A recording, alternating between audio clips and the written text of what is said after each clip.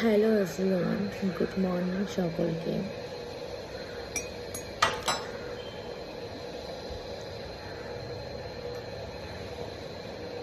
তো সকালটা শুরু হলো আপনার দিয়ে।